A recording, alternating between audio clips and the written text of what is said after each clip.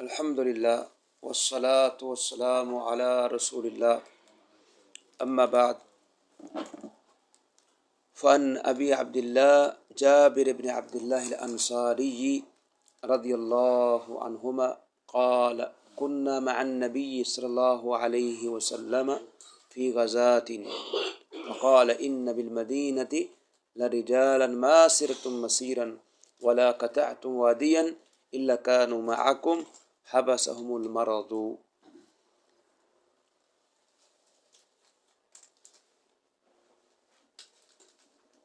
اخلاص نیہ کے بارے میں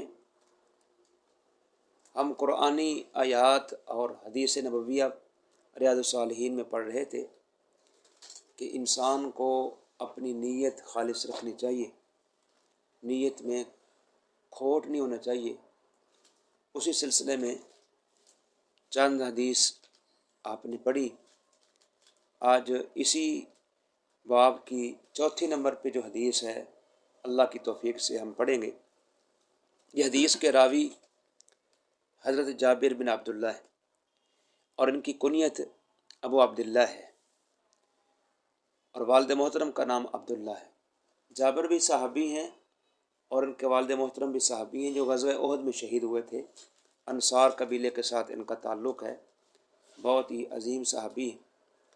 یہ بیان کرتے ہیں کنا مع النبی صلی اللہ علیہ وسلم فی غزات، ہم نبی محترم کے ساتھ ایک غزوے میں تھے، ایک جنگ میں، ایک جہاد میں شریک تھے۔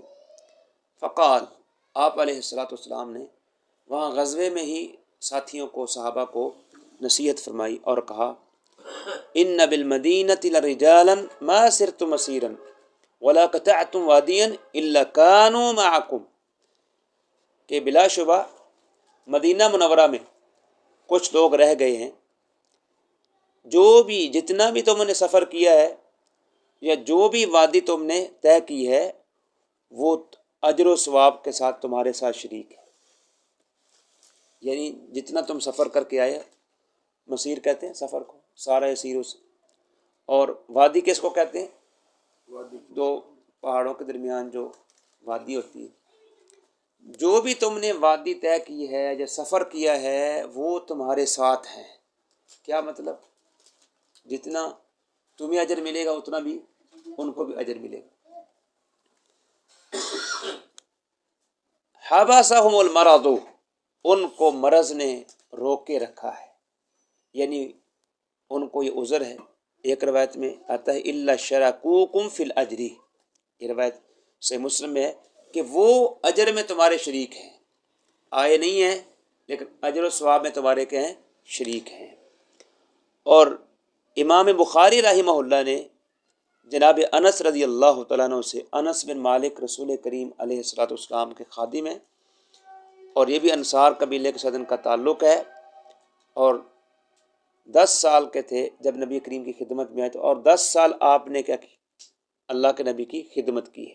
وہ بیان کرتے ہیں کہ رجعنا من غزوۃ تبوک، ہم غزوہ تبوک سے واپس آ رہے تھے۔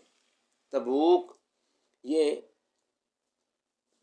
شام کے علاقے میں جب جائیں شام کی طرف تو یہ درمیان میں ایک جگہ آتی ہے، اس کا نام کیا ہے؟ تبوک ہے۔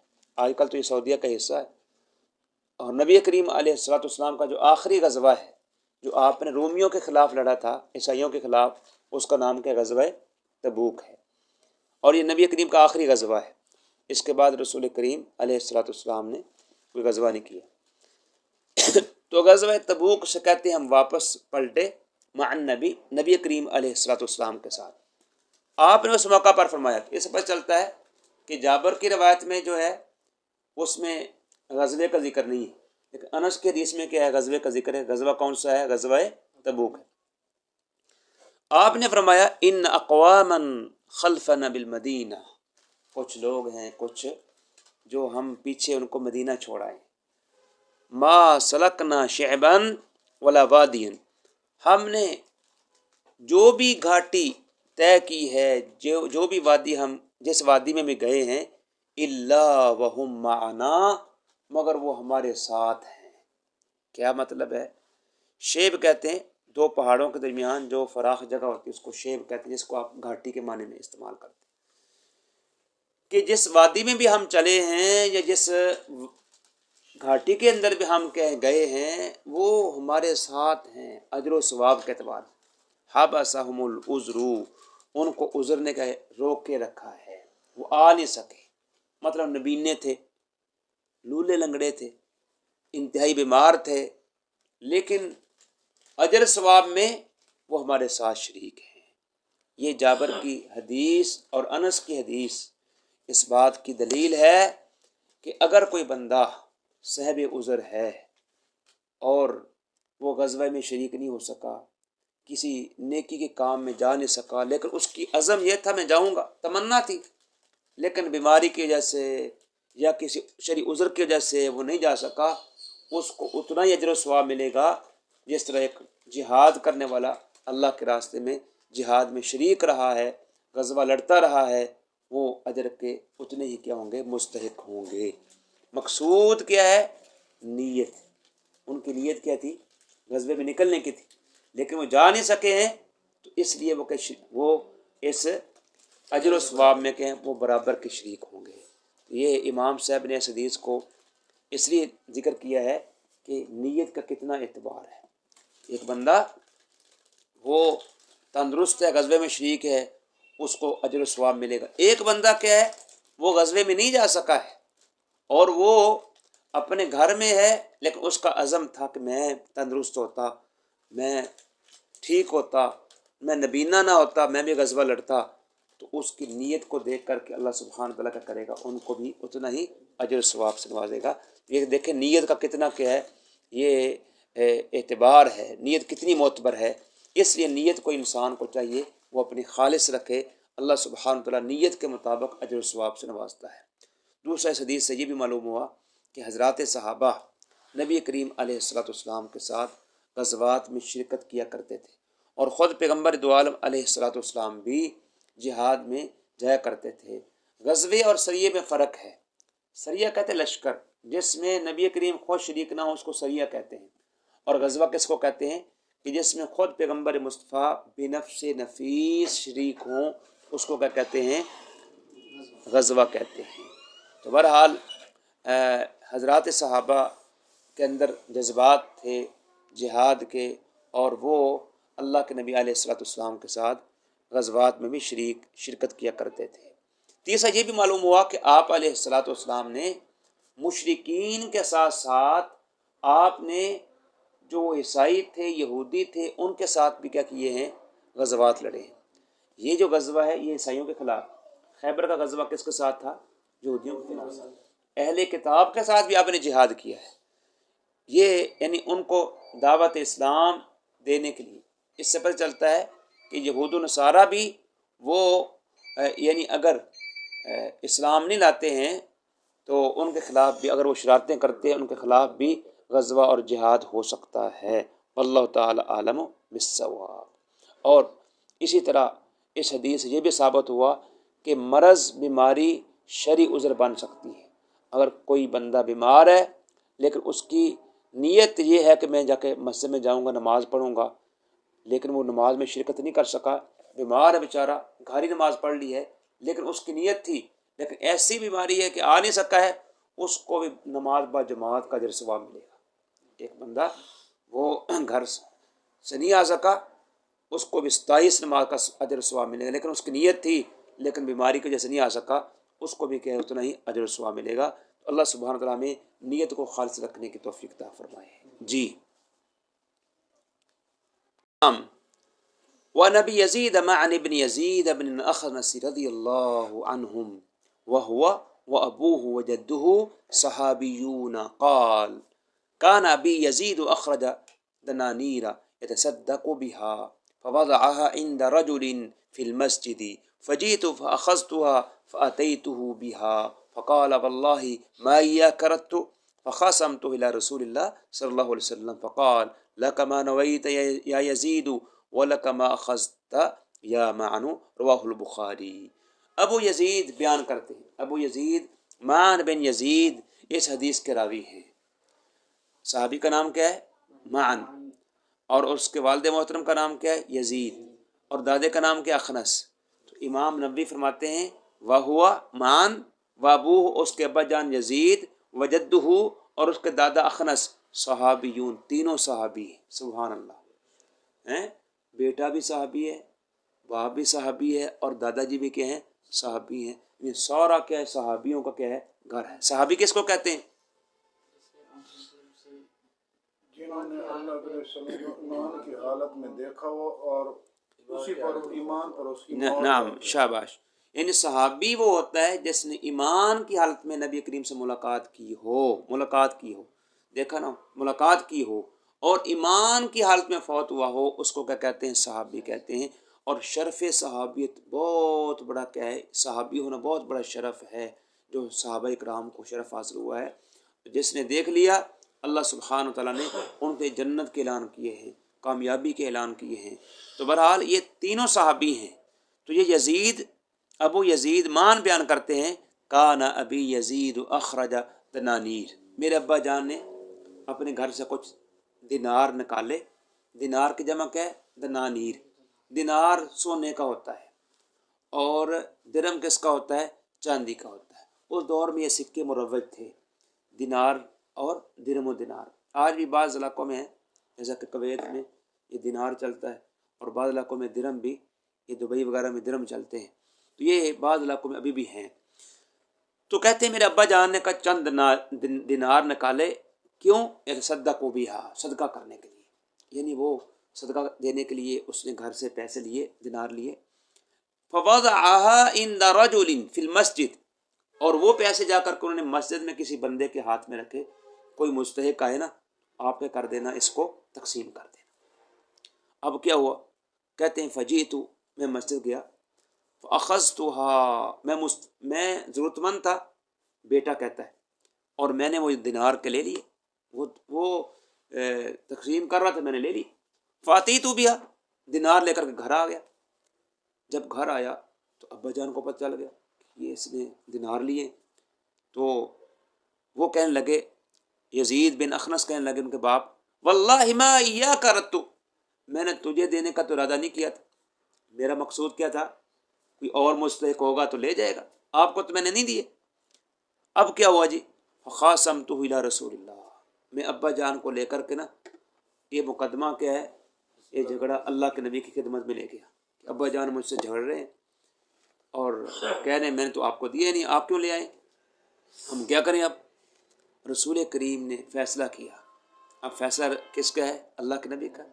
اب حاکم مجاز کون ہے؟ محمد کریم. اور آپ فیصلہ کرتے ہیں. آپ نے فرمایا اللہ کا ما نویت یا یزید، اے یزید جو تو نے نیت کی تھی نا وہ آپ کو اجر و ثواب مل جائے. سمجھا گئی؟ یعنی تیرا مقصود کیا تھا کہ اللہ کی راہ میں دوں گا، مستحق لے جائیں گے اور مجھے اجر و ثواب ملے گا. تجھے اجر و ثواب مل گیا ہے. وَلَكَ مَا خَسْتَ يَا مَان، اے مان جو تو نے لیے ہیں نا تیرے لیے جائز ہے. ان تیرے لیے جو باپ نے دیے ہیں یہ کہ ہیں جائز ہے. اس سے بعض علماء نے مسئلہ اخذ کیا ہے کہ باپ نفلی جو صدقہ ہے وہ اولاد کو اگر دیتا ہے تو وہ لے سکتے ہیں. فرضی جو صدقہ ہے وہ کہتے ہیں وہ تو نہیں دے سکتا ہے، کیونکہ جو زکوٰۃ ہے وہ بیٹوں کو نہیں دے سکتا، اولاد کو نہیں دے سکتا ہے، کیونکہ ان کا خرچہ باپ پر واجب، جن کا خرچہ باپ پر واجب ہے ان کو زکوٰۃ دینا کہتے ہیں جائز نہیں ہے، لیکن نفلی صدقہ کہتے ہیں دے سکتے ہیں. تو بہرحال اس حدیث سے معلوم ہوتا ہے کہ نیت کا بڑا اعتبار ہے. نیت کو دیکھا جاتا ہے. اگر نیت کیا ہے؟ یہ تھی کہ اللہ کے راستے میں دوں گا مجھے اجر ثواب ملے گا، تو اس کو اجر ثواب کیا ہے؟ مل جائے گا. چاہے اس نے اپنے بیٹے کے اس کے بیٹے کو مل گیا ہے یا کسی اور دوسری اولاد کو مل گیا ہے، لیکن اس کو کیا اجر ثواب وہ ملے گا.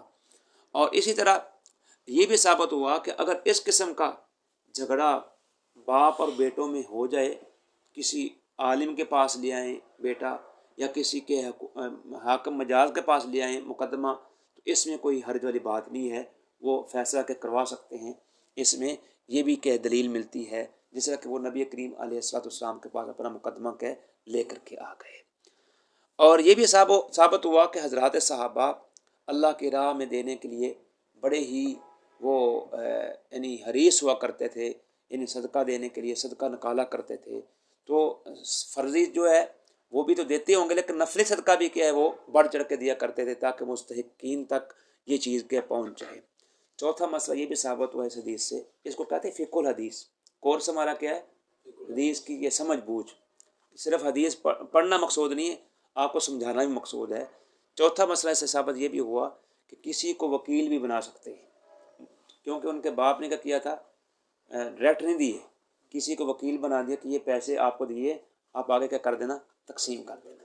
اس ثابت ہوا کسی کو یعنی کسی کام کے لیے وکیل بنا دینا کہ آپ میری طرف سے یہ پیسے تقسیم کر دینا، تو یہ بھی اس حدیث سے کیا ہوتا ہے، ثابت ہوتا ہے۔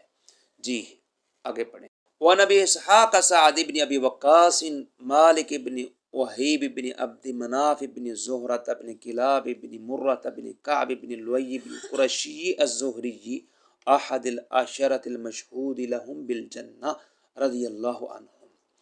حضرت سعد بن ابی وقاص بیان کرتے ہیں، یہ عظیم صحابی ہیں سعد بن ابی وقاص، ابو اسحاق ان کی کنیت ہے، سعد ان کا نام ہے، اور ان کے ابا جان کا نام مالک ہے۔ ابا جان کی کنیت کیا تھی ان کی؟ ابو وقاص، لیکن یہ مشہور کس سے؟ سعد بن ابی وقاص کے نام سے کہیں ان کی شہرت ہے۔ اور یہ امام صاحب نے ان کا کیا کچھ نسب بھی ذکر کیا ہے۔ یہ جو زہرہ بن کلاب ہے نا، یہاں سے ان کا نسب اللہ کے نبی تک مل جاتا ہے، ان اللہ کے نبی کا بھی یہاں تک مرہ بن کعب تک آگے جو ہے نبی کریم کا نسب چلتا ہے۔ تو بہرحال یہ بھی کہ قریشی تھے، ان سعد بن ابی وقاص بھی زہرہ قبیلہ ان کا، یعنی قریش کی شاخیں ہیں آگے، یعنی جیسے قریش بڑا قبیلہ ہے اس کے آگے شاخیں ہوتی ہیں، جیسے راجپوت ہے یہ ایک بڑا قبیلہ، آگے کیا ہیں، چوہان ہیں، بھٹی ہیں، اور آگے کیا ان کی کیا گروہ یعنی جتنی جو ہیں شاخیں نکلتی ہیں۔ تو یہ قریش کے آگے کیا ہیں، یہ جو شاخوں میں زہرہ قبیلہ ہے، زہرے قبیلے کے ساتھ ان کا تعلق ہے۔ تو امام صاحب کہتے ہیں احد العشراتی، یہ ان عشرہ مبشرہ صحابہ میں ایک ہیں جن کو جنت کی خوشخبری ملی ہے۔ وہ 10 صحابہ ہیں نا جن کو عشرہ مبشرہ کہتے ہیں، کون کون سے پتہ ہے آپ لوگوں کو؟ عشرہ مبشرہ کون کون ہیں؟ یاد کر لیں، 10 4 تو خلفۂ راشدین ہو گئے،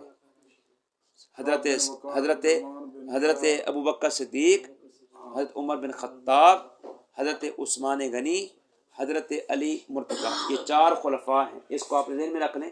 باقی کتنے رہ گئے؟ 6۔ ان میں سعد بن ابی وقاص اور سعید، زبیر بن عوام، طلحہ اور ابو عبیدہ بن جراح اور عبد الرحمن بن عوف، یہ کہ 10 جن کو عشرہ مبشرہ کہتے ہیں۔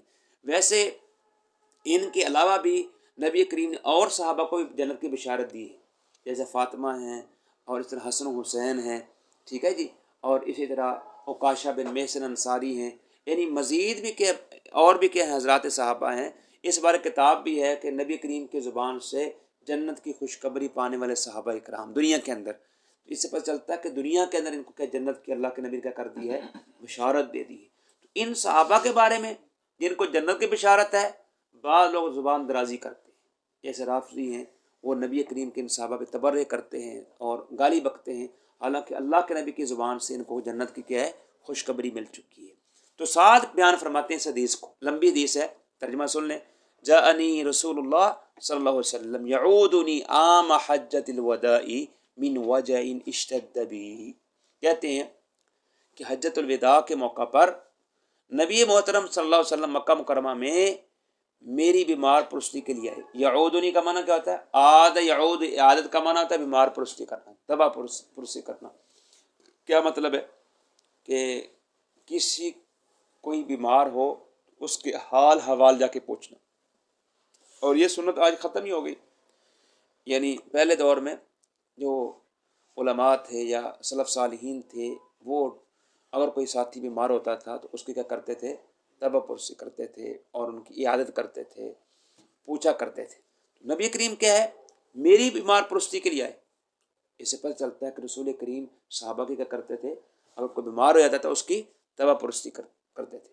من وجع اشتد بہ، تکلیف کی وجہ سے جو شدت اختیار کر گئی تھی، یعنی سعد رضی اللہ تعالیٰ عنہ کو مکہ میں جب حج کرنے کے لیے آئے مدینہ سے تو بڑے بیمار ہو گئے، یہ تقریب تھا اس بیماری سے میں فوت ہو جاؤں گا، یعنی اتنا کیا ہے اس بیماری نے شدت اختیار کر لیا، کہ اب وہ کہتے تھے کہ بچنے کے آثار نہیں ہیں۔ اللہ اکبر۔ فقل، تو میں نے کہا یا رسول اللہ، اے اللہ کے نبی صلی اللہ علیہ وسلم، انی قد بلغ بی من وجعی ما ترى، کہ مجھے جو تکلیف پہنچی آپ دیکھ رہے ہیں، ان شدت بہت ہے، اور میں چاہتا ہوں کہ اب کوئی وصیت کر جاؤں، کیونکہ زندگی کا پتہ نہیں۔ وَأَنَا ذُو مَالٍ، میں مالدار ہوں، میرے پاس مال ہے، وَلَا يَرِثُنِي إِلَّا ابْنَةٌ لِّي، اور میری وارث صرف ایک بیٹی ہے، میری کیا وارث کیا صرف ایک بیٹی ہے۔ میں چاہتا ہوں اپنا جو مال ہے نا اللہ کی راہ میں صدقہ کر جاؤں، تو کیا أَفَتَصَدَّقُوا بِثُلُثَيْ مَالِي، اپنے مال کی 2/3، 2/3، 2/1 حصہ کے بیٹی کو دے دوں گا، باقی سارا کیا ہے 2/3 کا کر جاؤں گا، اللہ کی راہ میں صدقہ کر جاؤں۔ آپ نے فرمایا نہیں۔ میں نے کہا فشطر یا رسول اللہ، اللہ کا نبی آدھا؟ فرمایا نہیں۔ میں نے کہا فثلث یا رسول اللہ، اے اللہ کے نبی 1/3، یعنی 1/3، 1/3 کیا ہے نہیں، یعنی پورے مال میں سے 1/3 ہے، یعنی مال کے 3 حصے کر لوں، 2 بیٹی کیا ہو جائیں گے، باقی کیا اللہ کے راستے میں۔ تو فرمایا، آپ نے کہا الثلث، ثلث جائز ہے، 1/3 کیا ہے جائز ہے، لیکن ثلث بھی زیادہ ہے، یہ ثلث بھی بڑا ہے، مطلب یہ تھا کہ اس سے کم بھی ہو جائے تو یہ بھی کیا جائز ہو سکتا ہے۔ پھر آپ نے وضاحت فرمائی، انکا، نبی کریم نے فرمایا، انتظر ورثتک اغنیاء خیر من انتظرہم آلۃ یتکففون الناس، آپ اپنے ورثاء کو غنی چھوڑ جائیں، وہ بہتر ہے کہ آپ ان کو فقیر چھوڑیں۔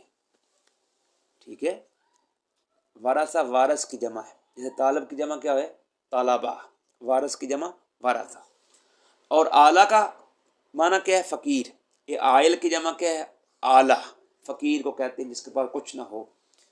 یتکففون الناس، لوگوں کے سامنے کیا کریں گے، وہ ہاتھ پھیلائیں گے، مانگیں گے، یعنی آپ اپنے ورثاء کو غنی چھوڑ جائیں، ان کو کیا ورثہ دے جائیں، وراثت دے جائیں، یہ بہتر ہے اس سے کہ آپ ان کو کیا کنگال چھوڑ جائیں، ان کے پاس کچھ نہ ہو، لوگوں سے مانگتے پھریں۔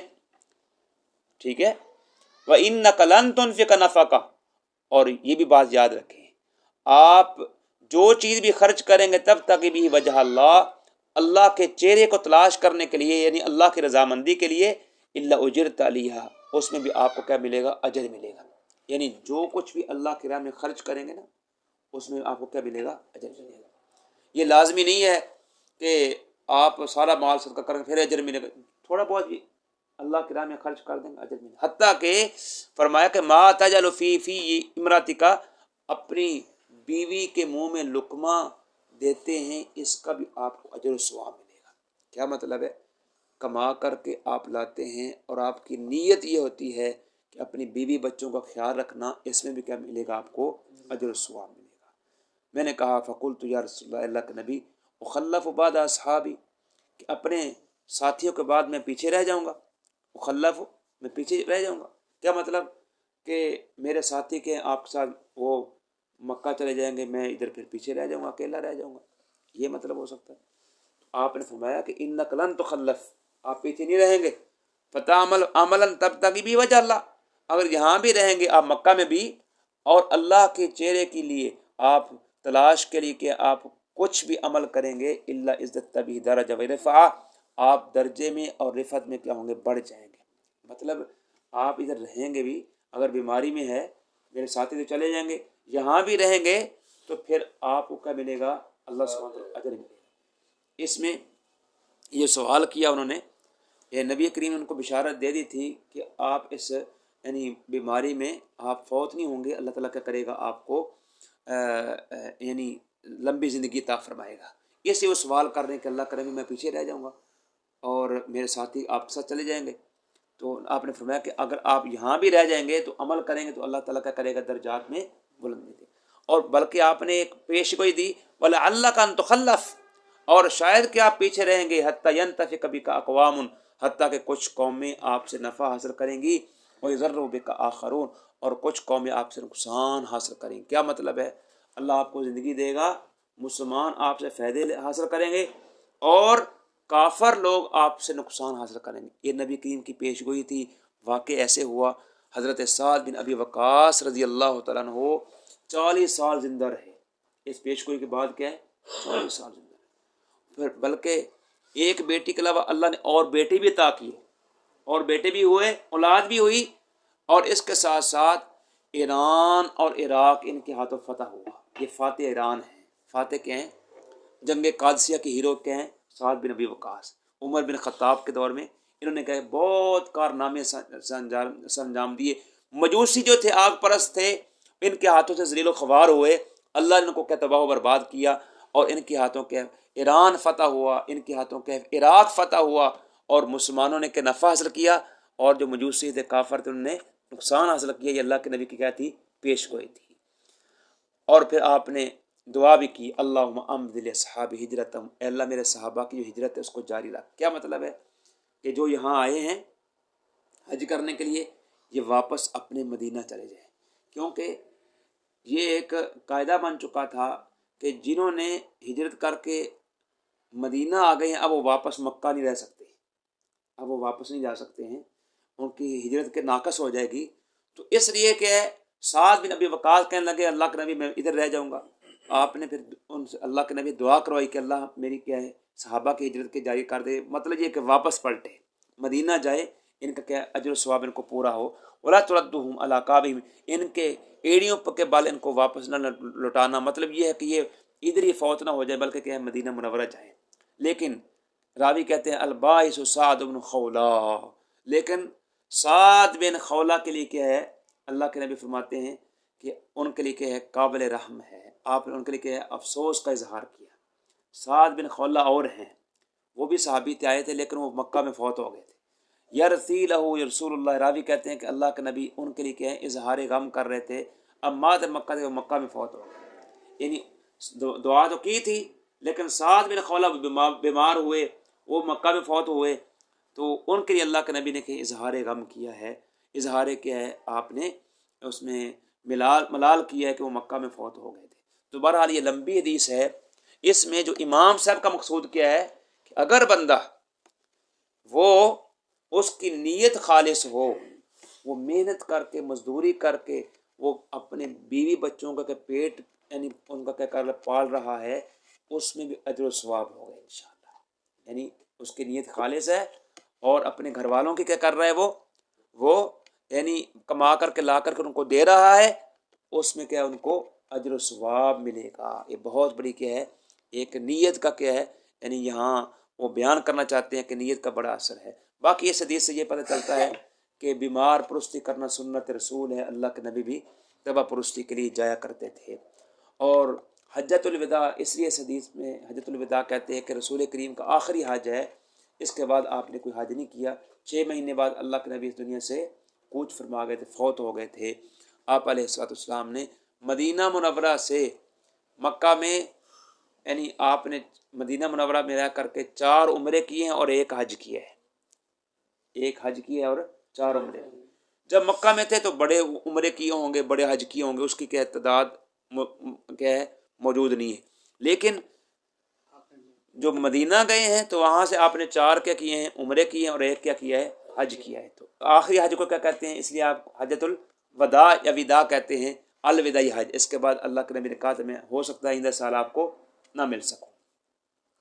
یہ بھی ثابت ہوا کہ انسان اپنے مال میں 1/3 کی وہ وصیت کر سکتا ہے. یعنی اس کا جو مال ہے، وراثت ہے، اللہ کی راہ میں 1/3 1/3 کا کر سکتا ہے، اللہ کی راہ میں صدقہ کر سکتا ہے، وقف کر سکتا ہے. اس میں کوئی حرج والی بات نہیں ہے. اور بعد یہ بھی لکھا ہے اس سے کہ اس میں کم بھی کر سکتا ہے، 1/3 سے زیادہ نہیں کر سکتا ہے. اگر کرے گا تو وہ کیا ہے؟ اس حدیث کی کیا ہوگی؟ مخالفت کرے گی. جمہور علماء کا یہی موقف ہے. اور یہ بھی ثابت ہوا کہ اپنے جو ورثاء ہیں اس کے، ان کو غنی چھوڑ کے جانا چاہیے.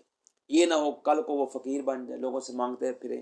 یعنی ان کے جو حصے آتے ہیں ان کے حصے کے دینے چاہیے، تاکہ وہ کیا ہے وہ فقیر بن کر کے لوگوں سے مانگتے نہ پھرے. اور اس حدیث سے یہ بھی پتہ چلا کہ حضرات صحابہ بڑے حریص تھے کہ ہماری جو ہجرت ہے وہ پوری ہو، اس میں کمی پیشی نہ ہو.